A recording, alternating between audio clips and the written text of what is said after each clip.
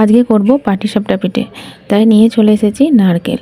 তো নারকেল ভাঙা থেকে শুরু করে একদম পুর বানানো, আর কিভাবে করলে পরে পারফেক্টভাবে উঠে চলে আসবে, প্যানের গায়ে একটুও লাগবে না, তো সেটা আমি সবই দেখাবো। তো এই রকমভাবে করলে পরে তোমাদের প্যানে একদমই লাগবে না আর সঠিকভাবে উঠে যাবে। তো এখানে নারকেলটা করে নেবো। তো নারকেলটা করতে খুবই সমস্যা আছে, চলো একটা ম্যাজিক করা যাক। তো এই যে ম্যাজিকের দ্বারা কিন্তু আমার সব নারকেলটা কোড়া হয়ে গেছে। তো নারকেলটা তো কোড়া হয়ে গেল।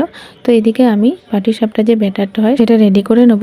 আর তার জন্য নিয়েছি 2 বাটি মতো চালের গুঁড়ি, 1 বাটি মতো রুল ময়দা, আর তার থেকে সামান্য কম, মানে ওই বাটিরই 2 আঙুল কম সুজি, আর যতটা পরিমাণে সুজি দিয়েছি তার থেকে হাফ দিয়ে দেবো চিনি, আর দেবো পরিমাণ মতো লবণ। তো এবার ব্যাটারটাকে খুব ভালোভাবে এটাকে রেডি করে নেব, যাতে একটাও দানা দানা না থাকে। আর এদিকে আমি পাটিসাপটা যে পুরটা রেডি করে নেব, কারণ ব্যাটারটা খানিকক্ষণ থাকলে পরে এটা সুজিটা ফুলবে, তাতে কিন্তু খুব ভালো হবে জিনিসটা।